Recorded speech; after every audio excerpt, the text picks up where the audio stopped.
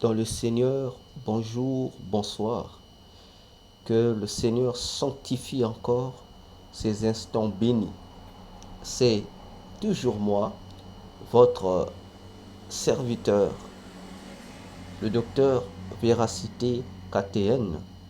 Et nous poursuivons avec notre enseignement sur la découverte de ta destinée au moyen de la voyance des lignes de tes mains.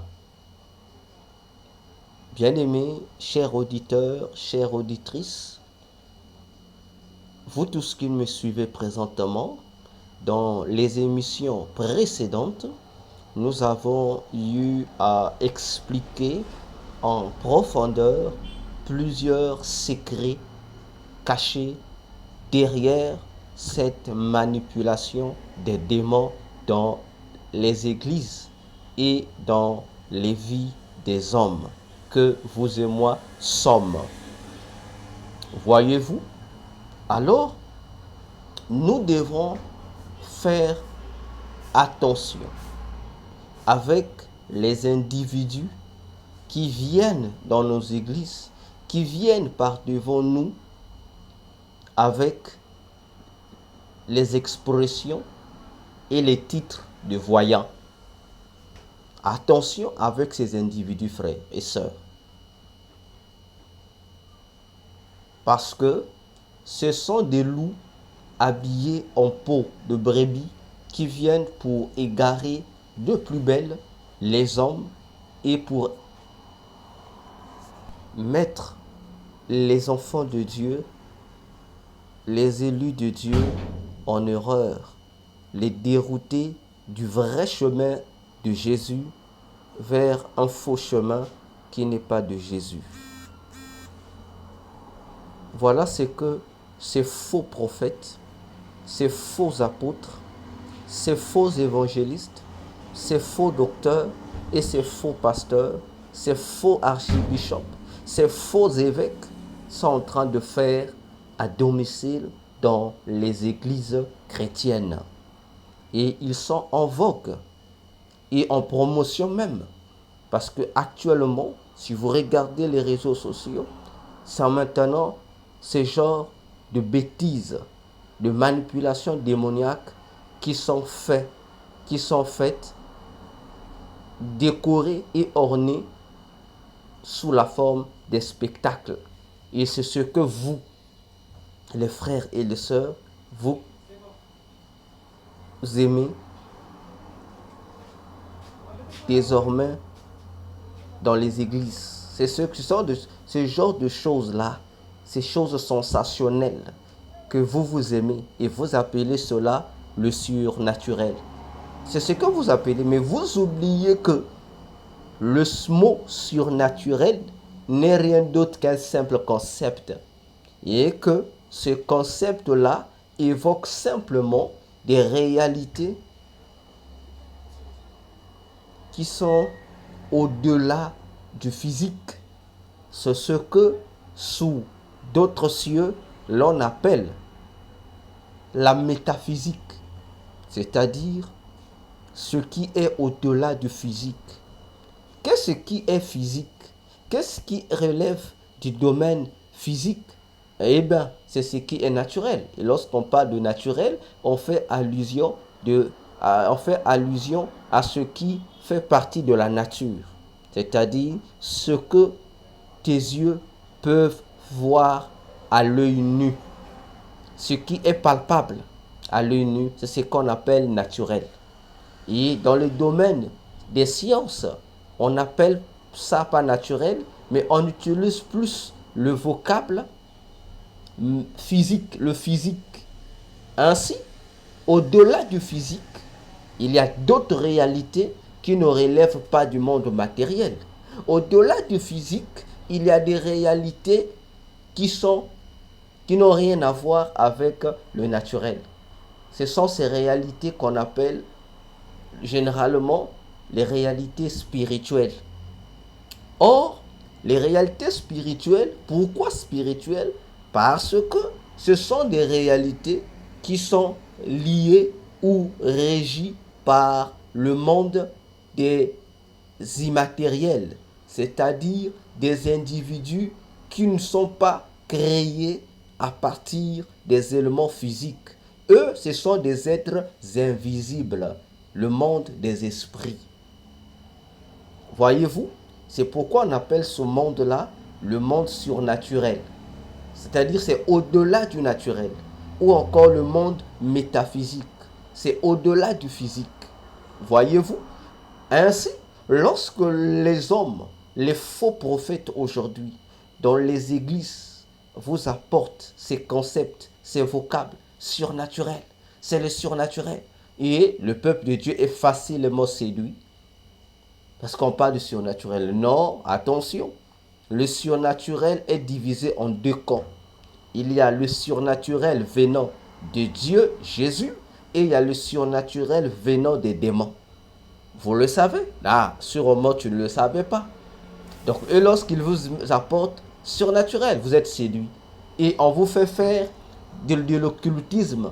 On vous fait faire des formules et des pratiques magiques dans l'église.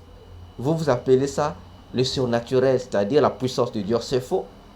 C'est un surnaturel démoniaque qui n'a rien à voir avec le surnaturel de Dieu. Voyez-vous, parce que Jésus disait dans Jean, plutôt dans Actes des Apôtres chapitre 1, le verset 8, aux disciples que restez à Jérusalem parce qu'une puissance survenant d'en haut viendra sur vous. Voilà le surnaturel de Dieu. Une puissance qui ne relève pas du naturel, mais c'est une puissance au-delà du naturel, une puissance divine, le Saint-Esprit de Dieu, le Saint-Esprit de Dieu survenant sur tous ceux qui acceptent Jésus comme Seigneur et Sauveur. Acte 2 nous les démontre, verset 1 au verset 4, lorsque cette promesse de Acte 1:8 se réalise. Comment le Saint-Esprit descendant sur les 120 disciples qui étaient sur la chambre haute, ils ont été transformés en d'autres hommes. C'est-à-dire, ils ont été dotés des capacités, des aptitudes et des facultés surnaturelles, divines. Voyez-vous? Alors, nous aujourd'hui, il suffit qu'on crée là-bas surnaturel et voilà, comme des moutons, nous suivons.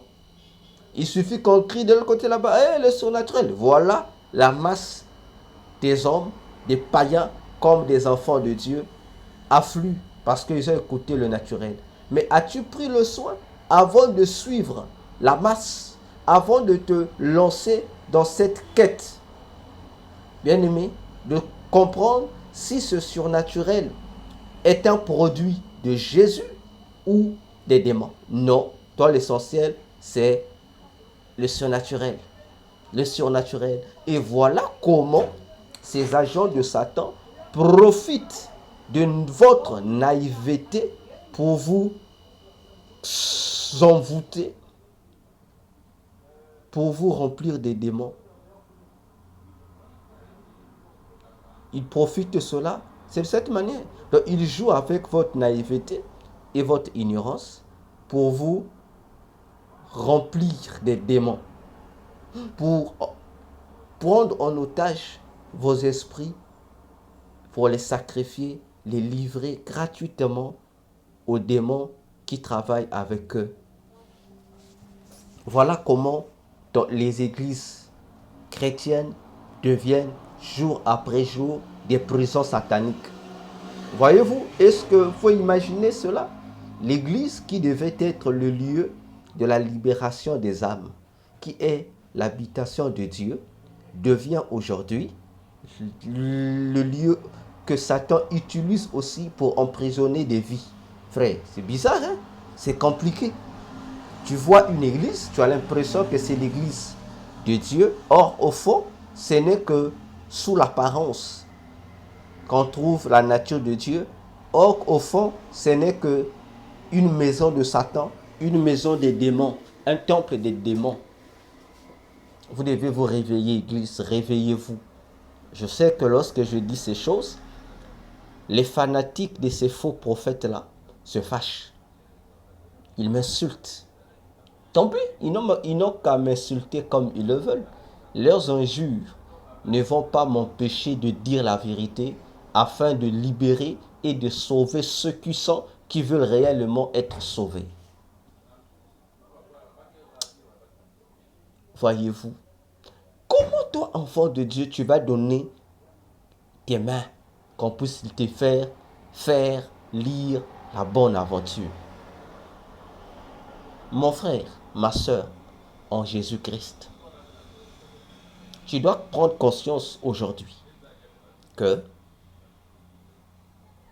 ta vie en tant que chrétien, ta vie en tant que chrétienne ne dépend ni de l'astrologie, ni de la voyance, ni des lignes de tes mains, ni du prophète, mais ça dépend de Jésus-Christ. Pourquoi? Parce que si tu lisais la Bible, tu allais comprendre cela. Si tu ne perdais pas ton temps à te borner, à écouter bêtement ce que vous disent ces sortes de faux serviteurs, des ouvriers du ventre, des corrompus, des égarés, des disciples de Balaam. Bien-aimé dans le Seigneur, tu comprendras ces choses. La Bible nous dit par l'apôtre Paul dans Colossiens chapitre 3, je prends le 3e verset. Colossiens chapitre 3, le 3e verset, que nous dit l'apôtre Paul sur l'avenir d'un enfant de Dieu, sur la destinée d'un enfant de Dieu. L'apôtre Paul dit, je cite, « Notre vie est cachée dans les lieux célestes en Christ. » Je reprends. Notre vie, c'est-à-dire ta vie à toi chrétien, ta vie à toi ma soeur chrétienne, la vie de tout chrétien est cachée où? Dans les lieux célestes. Quel endroit dans le lieu céleste? On précise en Jésus. Donc, nous savons avec toute la Bible que Jésus vit dans les lieux célestes, dans un monde qu'on appelle le royaume des cieux. C'est là qu'il a sa demeure, qu'on appelle précisément le 3e ciel. J'en ai parlé, si vous feuilletez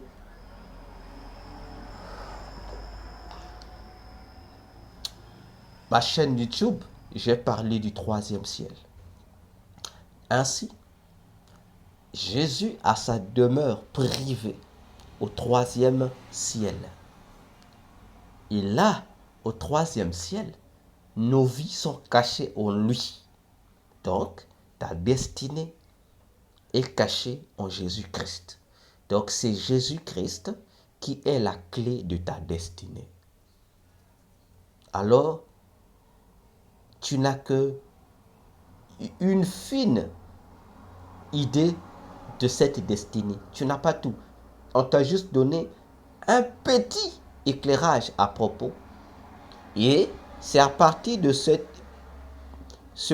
éclairage qu'on a déposé dans ton esprit que les démons exploitent pour te manipuler.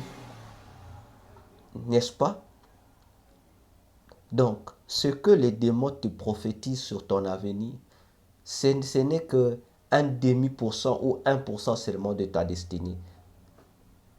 Alors que la vraie destinée, ta destinée, la véritable, l'absolu, est cachée en Jésus-Christ. Et le diable ne peut pas la connaître ou la découvrir.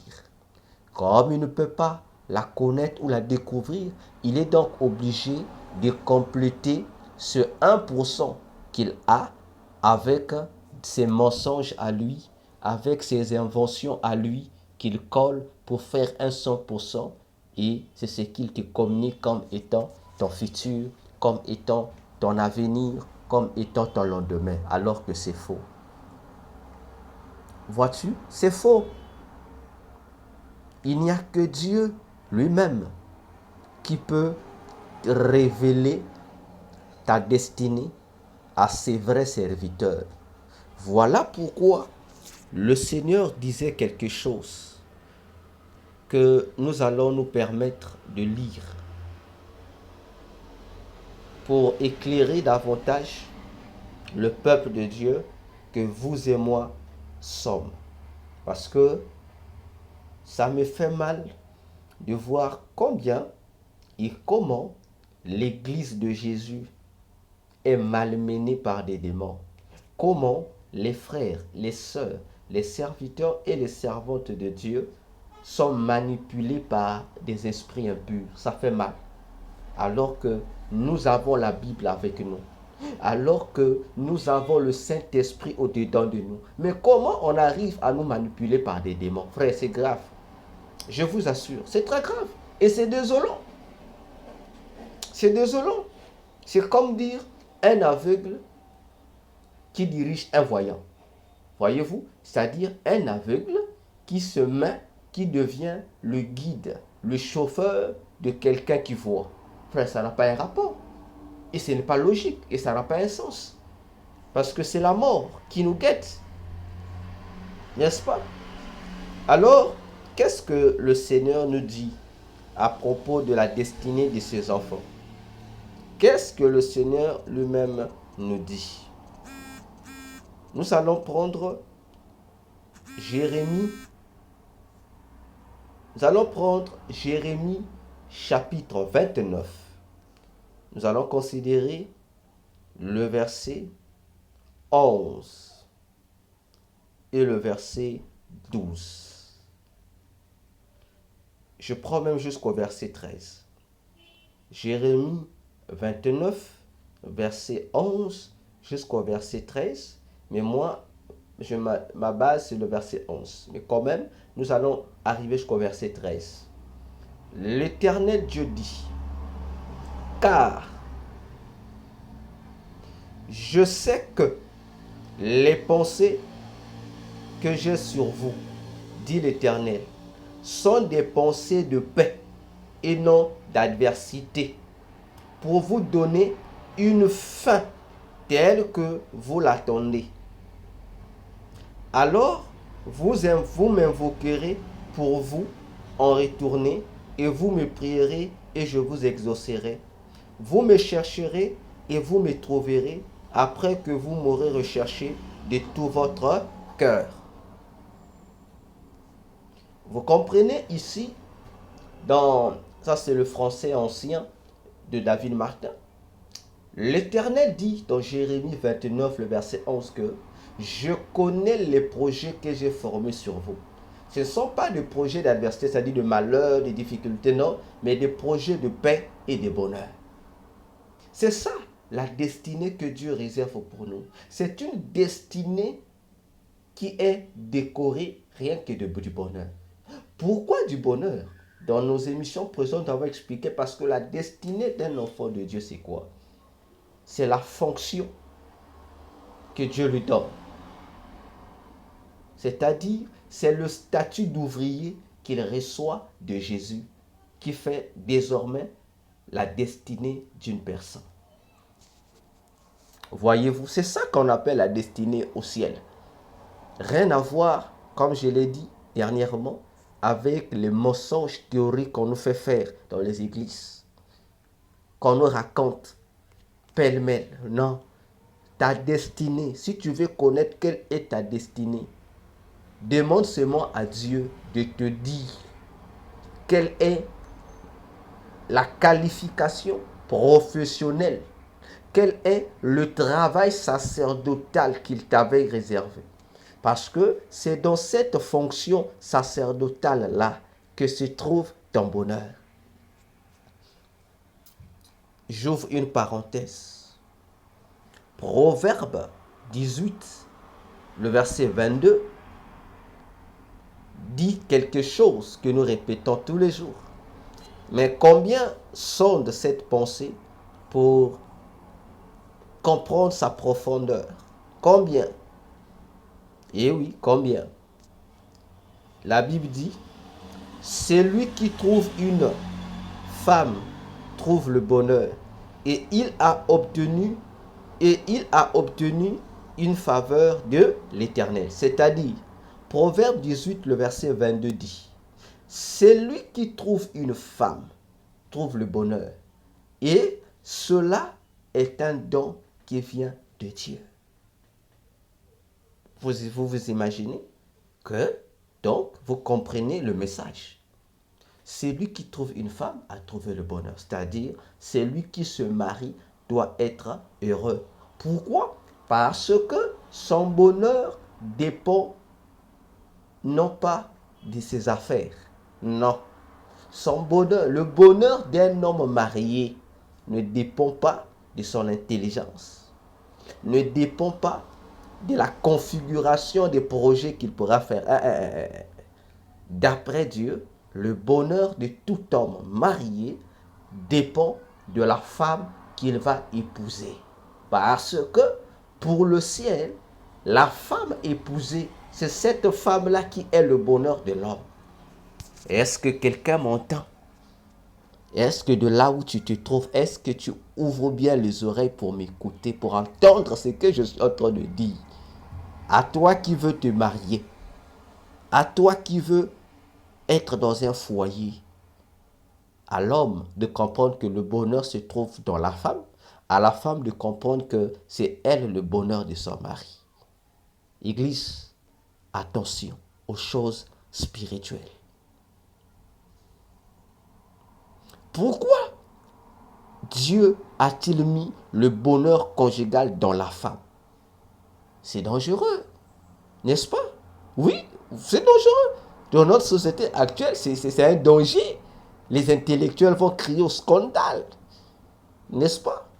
Parce que, avec le statut que les intellectuels, nos nations, nos chefs traditionnels, nos chefs coutumiers, nos lois civiles ont donné à la femme, toutes les injures que nous connaissons, toutes les mauvaises étiquettes qu'on a collées aux femmes, et que cette femme-là soit le bonheur de l'homme.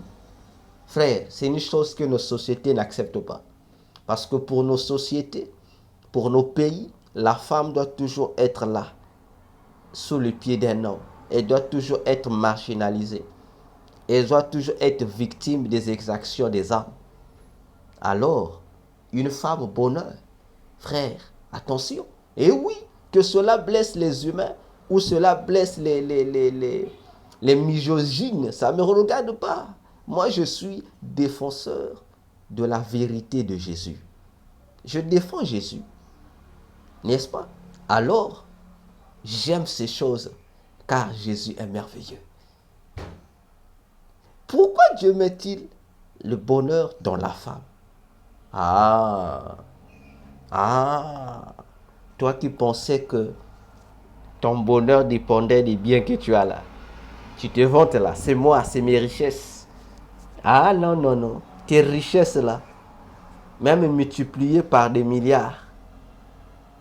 Mon frère, monsieur le Richard, ne peuvent pas se comparer à la femme que tu as là. Oui, oui, parce que c'est cette femme qui est ton bonheur. Pourquoi et comment? Parce que c'est cette femme-là qui fait de toi homme. Cette femme-là, c'est elle qui fait de toi homme. Attention, là les choses deviennent difficiles. Hein? Et oui, nous rentrons dans les réalités spirituelles du foyer. Ça, c'est l'enseignement que nous allons revoir lorsque nous allons dans notre étude sur la maison. Ce sont des secrets que je vais déballer là-bas. Comment et pourquoi je me limite là? Parce que c'est la femme mariée qui fait de l'homme marié qu'il soit un homme devant Dieu. Je ferme cette parenthèse-là. Si vous voulez en connaître davantage, suivez notre émission sur la maison. Vous allez comprendre ces secrets dedans. C'est là-bas que nous allons tout mettre. Revenons à nos moutons. La vie d'un enfant de Dieu, d'un chrétien, se trouve cachée en Jésus. C'est caché.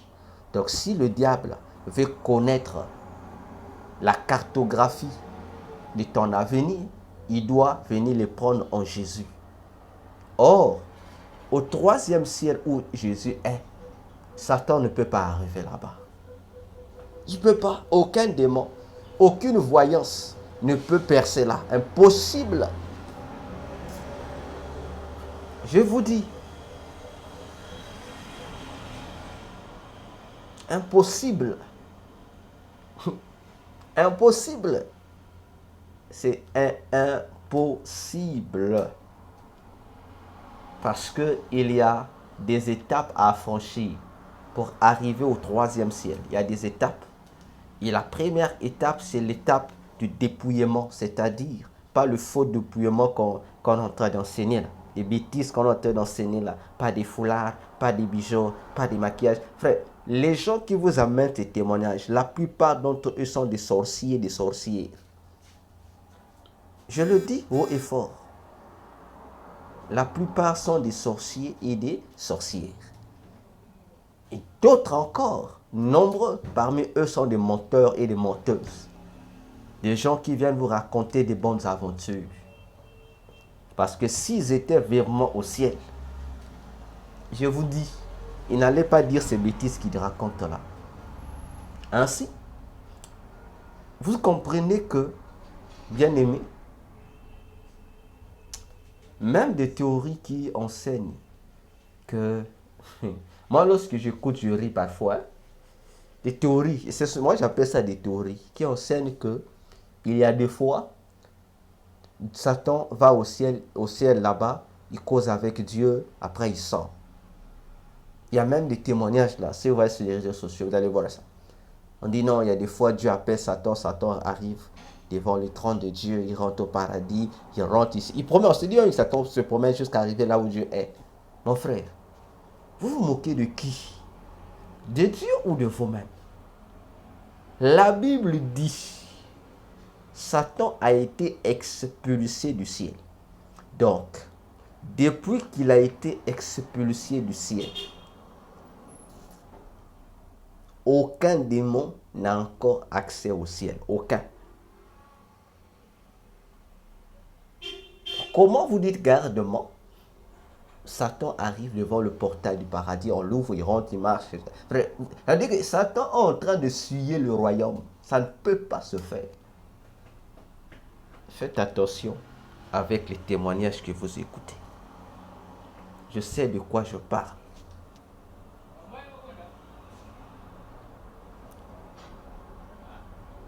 J'ouvre une parenthèse encore.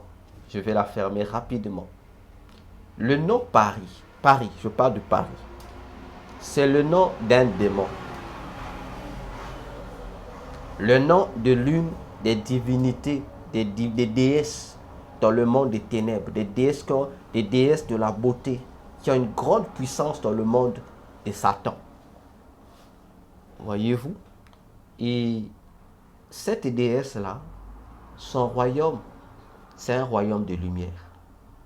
C'est pourquoi Paris est appelé ville de lumière. Vous pensez ceux qui l'ont appelé ville de lumière, l'ont baptisé pour le plaisir? Ils savent, parce que c'était des adorateurs de cette démon-là.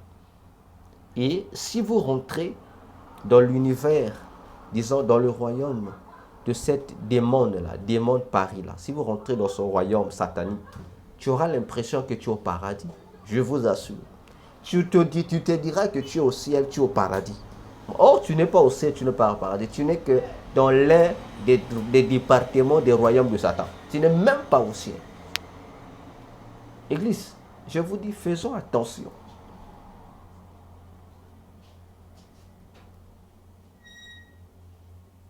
Faites attention.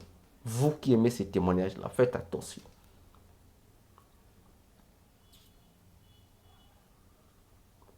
Voyez-vous? Alors, bien-aimé, Satan ne peut pas connaître la profondeur de ton avenir. Il ne peut pas.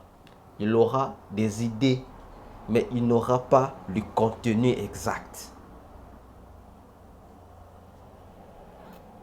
voyez, il aura le contenu, il n'aura pas le contenu exact. Il aura une idée par rapport à la sensation que va dégager l'influence ministérielle de ta destinée. Au travers des rayons que vont émettre ta destinée, et ils peuvent déjà détecter les sensations, l'ampleur par rapport à la puissance, à la lumière que cette destinée émettra. Ils peuvent déjà avoir une idée, essayer de comprendre, ah, cette destinée a tel objectif, telle destinée aura telle grandeur. Voyez-vous, si Satan connaissait la destinée de Jésus, il n'allait pas permettre à ce que Jésus meure. Je vous assure. Vous ne vous êtes jamais posé cette question. Lui, il a entendu le roi des Juifs. Il a une idée, c'est le roi des Juifs. Donc l'idée, il doit régner sur les Juifs. Alors comme Satan s'était imposé comme le nouveau roi des Juifs, il a trouvé qu'il ne pouvait pas accepter cet adversaire, il faut l'éliminer. Mais si Satan, soi-disant qu'il connaît l'avenir, pourquoi il n'a pas pu connaître l'avenir de Jésus comme il faut? Il s'est limité à une information. L'information, c'est ce que Dieu met dans l'esprit de l'homme, sur son avenir. Mais le contenu, attention bien-aimé, il s'est caché en Dieu. Parce que si Satan ou les démons, on avait cette connaissance-là, je ne crois pas un seul instant que le monde des ténèbres allait tuer Jésus, allait le crucifier. Je ne crois même pas. Satan n'allait même pas posséder Judas pour le vendre. Il n'allait même pas oser. Alors faisons attention avec nos destinées, frères. Fais attention avec ta destinée. Parce que ta destinée est précieuse aux yeux de Dieu. Vois-tu? Voilà, bien-aimé, ce que j'allais dire en conclusion de cette interpellation divine que je lance à tous les saints en Christ, dans les différentes églises, de prendre conscience de leur destinée.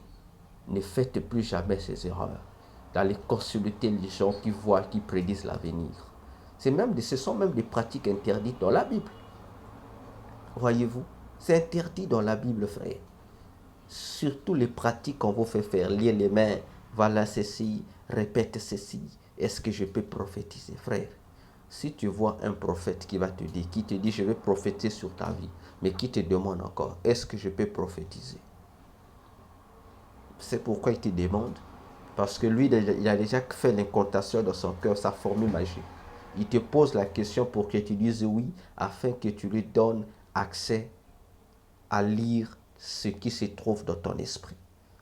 Il lit seulement ce que ton esprit lui présente comme information. C'est ce qui te fait dire. Et toi, tu penses que non, c'est un prophète. C'est pas un prophète, c'est un banni.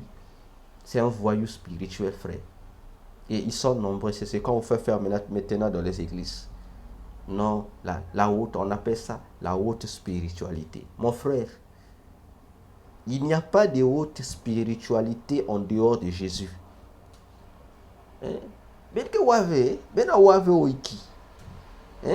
Vous n'entendez plus, je ne sais pas.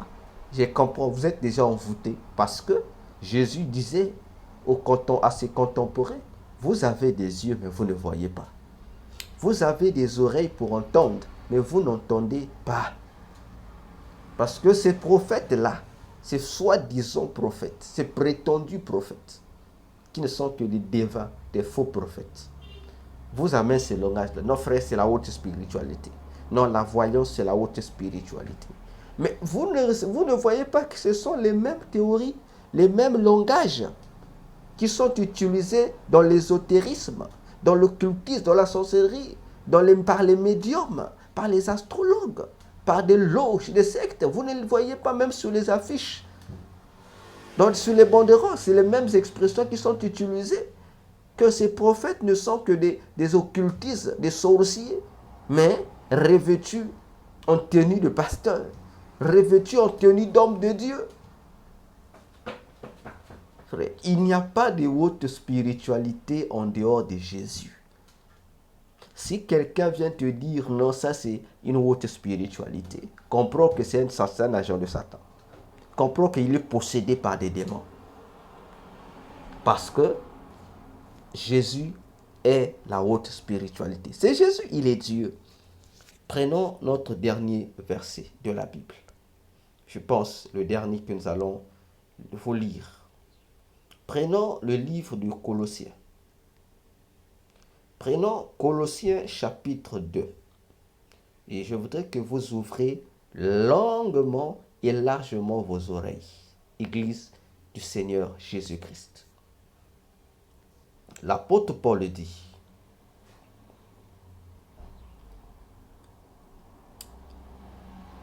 je prends Colossiens 2.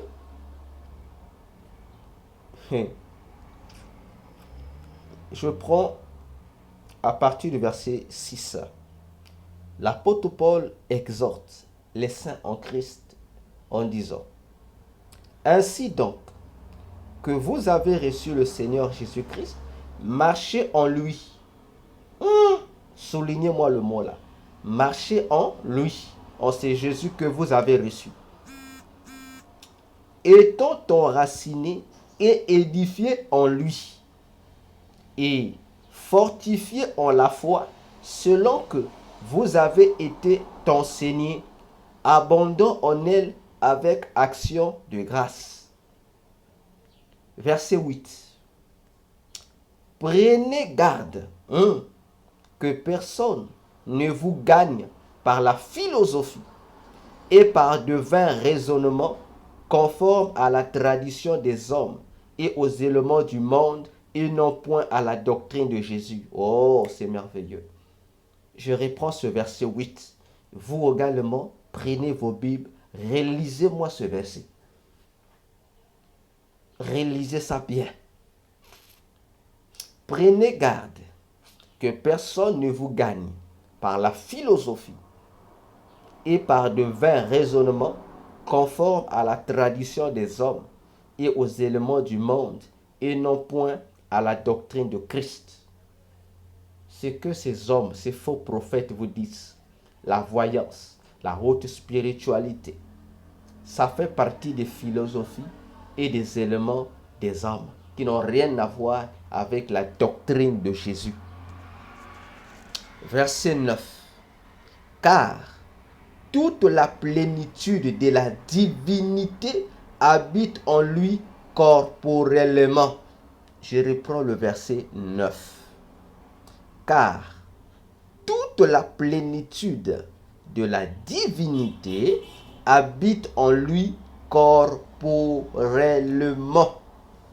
Mais cependant, mon frère, toi, dis-moi, toi qui es fanatique du pasteur X, toi qui es adepte de l'église Y,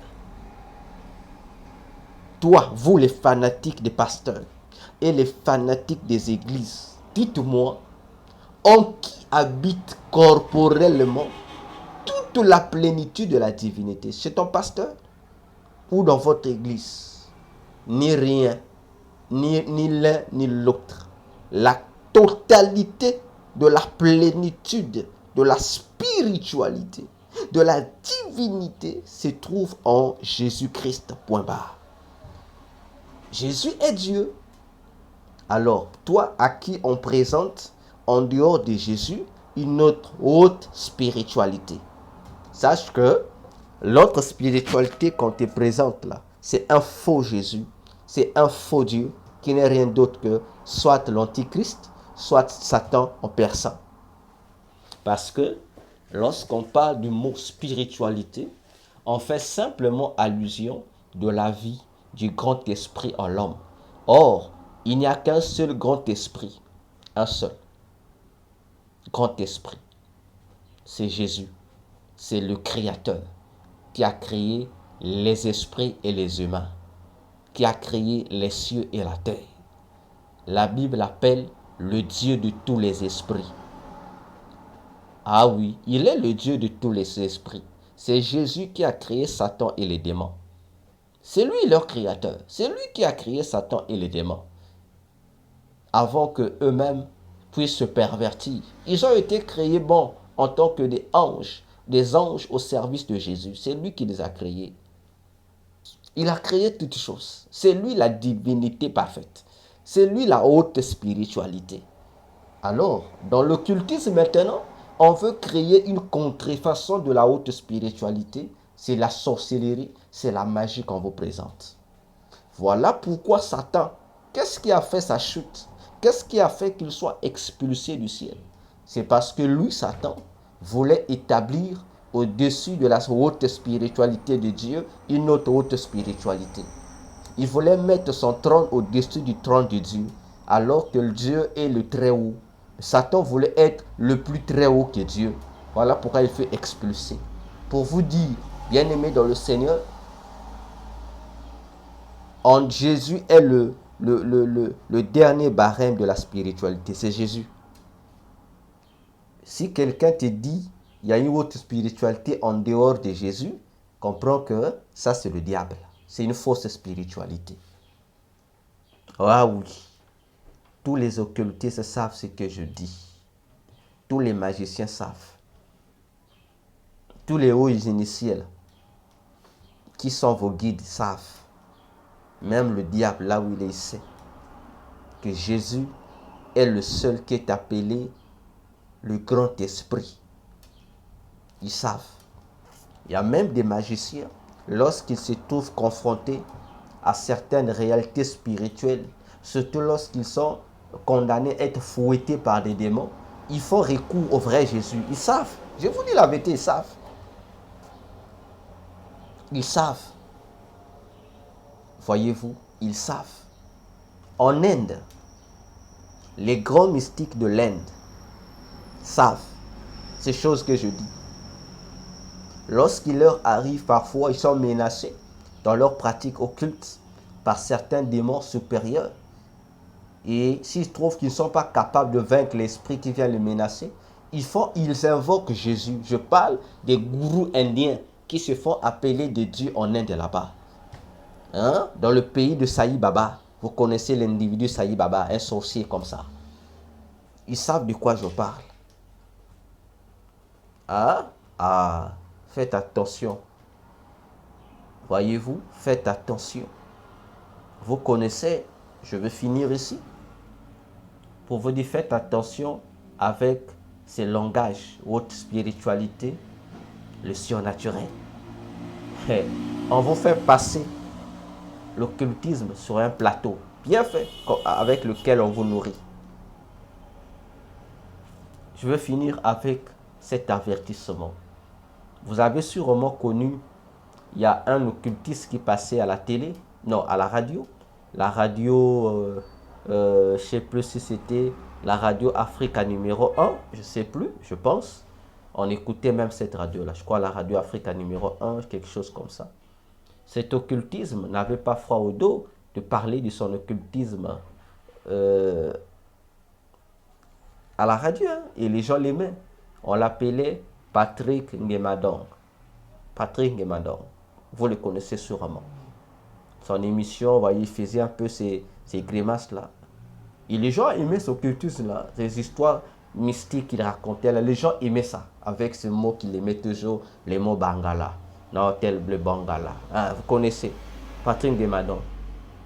Il est mort, bon, on dit d'une grave maladie, c'est ce qu'il dit, non? Il était mort d'une grave maladie. Mais je vous apprends, non, ce n'est pas la maladie qui l'a tué. Bon, ça c'est l'apparence. En fait, c'est l'illusion que le monde de ténèbres a donnée pour que vous voyez sa maladie. Mais Ngemadong n'est pas mort. Patrick Ngemadong n'est pas mort par cette maladie. C'est faux. Qu'est-ce qui a tué Patrick Ngemadong?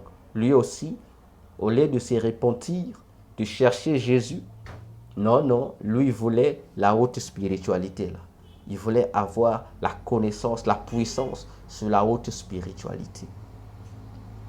Alors, il a effectué un voyage au pays où se trouve le mot qu'on appelle l'Himalaya. Vous connaissez ce pays-là. Le pays où se trouve la montagne qu'on appelle l'Himalaya. Il est allé là-bas. Faire quoi? Aller affronter il y a un Dieu. Je dis un Dieu, c'est-à-dire il y a un démon qui est appelé Dieu. C'est un démon, il fait partie de la hiérarchie des dieux dans le monde de Satan. Pas n'importe quel Dieu, c'est un Dieu puissant. C'est un démon puissant et redoutable qui se trouve au sommet de cette montagne-là qu'on appelle l'Himalaya. Au-dessus là, il y a un démon qui habite là. Si les occultistes ne vous le disent pas, moi je vous le dis. Ce démon-là, c'est un être environné de lumière. Ah, ah. Donc si tu le vois, tu auras l'impression de croire que tu as vu Dieu.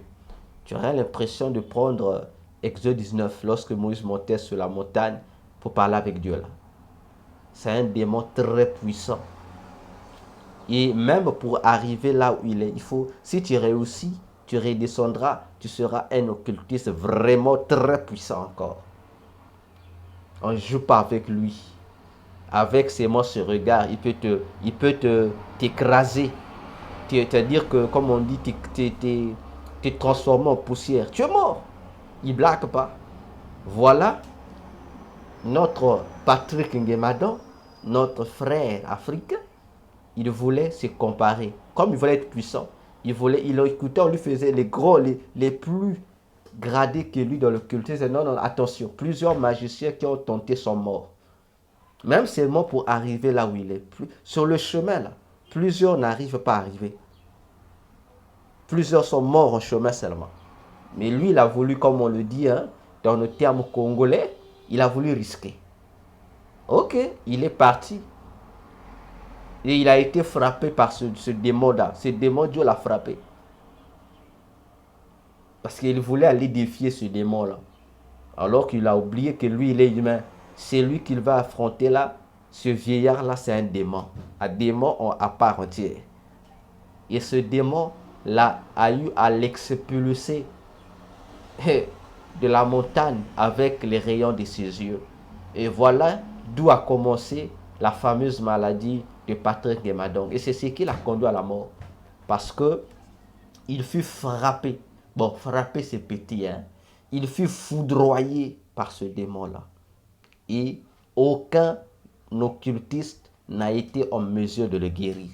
Donc c'est comme si on lui avait collé une malédiction qui ne pouvait plus s'enlever. Aucun.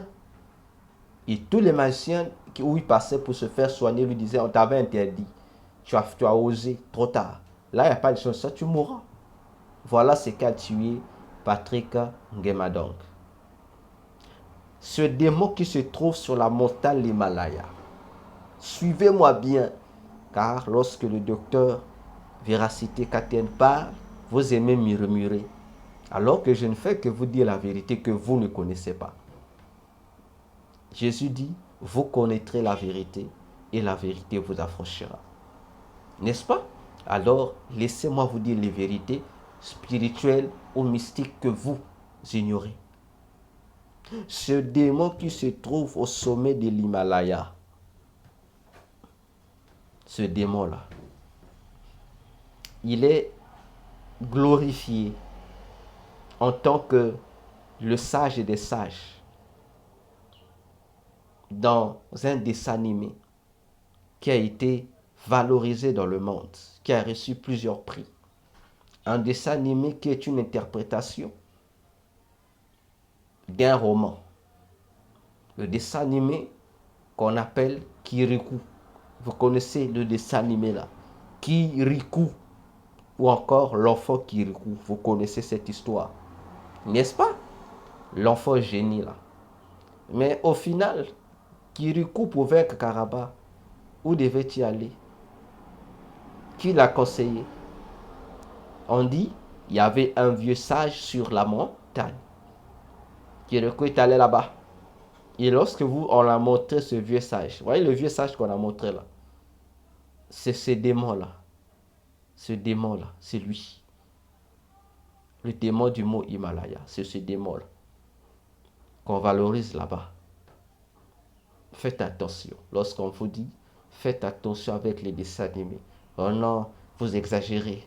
Vous aussi, docteur, tu exagères. Les dessins animés aussi. Donc vous pensez que ceux qui ont représenté ces démons dans ce dessin animé-là, ils sont bêtes, hein? Ils l'ont mis pour le plaisir, hein?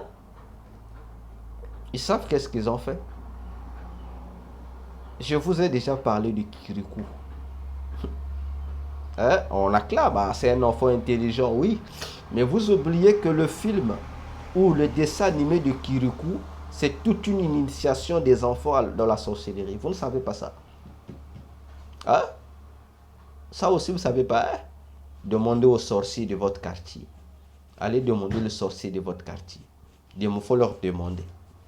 Vous qui, surtout chez nous, en Afrique, là, hein, chez nous à Pointe-Noire, là, dans un quartier qu'on appelle Mvumvu, là, hein, il y a un tribunal de sorcières. Là-bas, on juge les affaires sorcelleries en pleine journée. En public, hein, c'est comme le tribunal, nos tribunaux normaux, là. Oui, oui, oui. Les gens se réunissent et ils ont leur administration. Oui, oui. Et les gens n'ont plus honte. Les gens ici vont assister. Hein? Et là, au Mali, hein? On vous a créé l'école de la sorcellerie, là, au Mali, là. Hein? Juste à côté, là. C'est le voisin au Mali, là. Hein? Le monde entier, là, les gens n'en parlent pas. Hein? Hein? RFI ne montre pas ça. Hein? France 24 ne vous présente pas ça. Hein? Ça ne fait pas le relais des médias. Hein? Hein, mes frères et mes soeurs? Vous qui suivez les infos, là, pourquoi ça passe pas sur RFI? Là, on a créé l'école de la sorcellerie, là. Visible. Les gens iront maintenant apprendre la sorcellerie physiquement. On n'a plus besoin de se cacher. Les gens vont aller s'inscrire, c'est une école normale. Là, au Mali, là. Hein? Les gens trouvent ça, c'est bien, hein? Les gens trouvent ça, c'est normal, hein? Ça avait d'abord commencé en Afrique du Sud. On avait établi aussi la même école. Les médias n'ont pas parlé de ça, hein? Ce n'est pas passé en boucle sur nos masses médias, hein? Personne n'en parlait. Mais on vous parle quand même de ce qui se passe à l'est de la RDC, là. Ça devient le boucle, non? Le boucle des médias, n'est-ce pas? Mais le vrai danger qui guette les Africains, qui guette non seulement les Africains, le monde entier, ces écoles de la sorcellerie établies là, personne n'en parle, ni les Africains. Même les fameux combattants, là, les soi-disant révolutionnaires africains qui combattent, qui veulent une Afrique juste. Vous les combattants, là, vous ne voyez pas ça. Vous pouvez parler de toutes ces écoles-là. Parce que c'est encore là où on va encore mieux détruire encore l'Afrique en formant des sorciers. Donc les sorciers ne vont plus se cacher. Parce que c'est lui qui va à l'école de la sorcellerie. On va l'appeler sorcier. Donc la sorcellerie est en train d'être légalisée au même titre que l'homosexualité. Que nous sommes déjà en train d'accepter.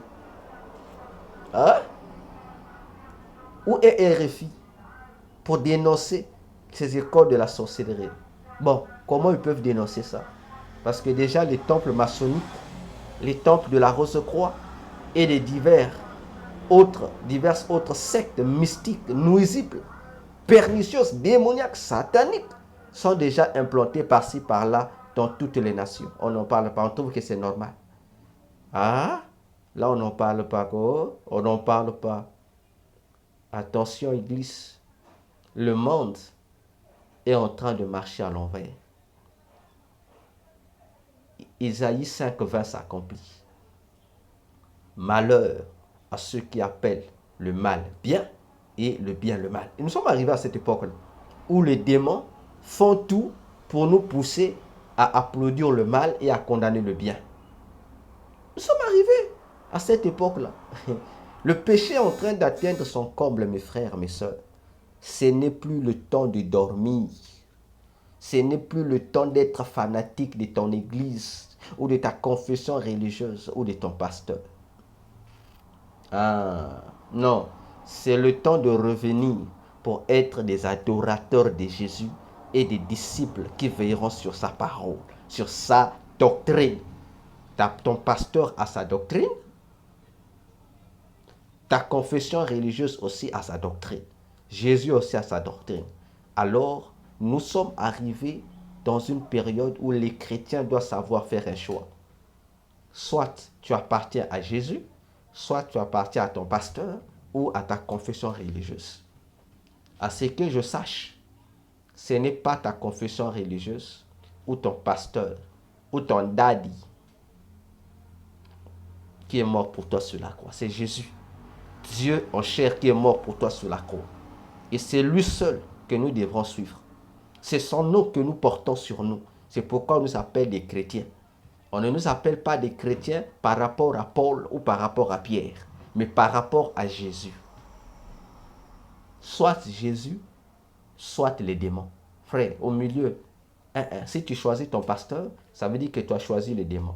Si tu choisis ta confession religieuse, comme nombreux le disent, je mourrai dans ma confession religieuse, pas de souci. Ce qui t'attendra au-delà, après la mort, faut répéter la même phrase là-bas. Alors, bien-aimé, ta destinée, c'est Jésus. Ta destinée, c'est Jésus. Ta destinée, ce n'est pas les lignes de tes mains, mais c'est Jésus. Que Dieu vous bénisse. Sensibilisez les autres. Partagez massivement la vidéo et abonnez-vous massivement sur notre chaîne Véracité KTN. Que le Seigneur vous bénisse.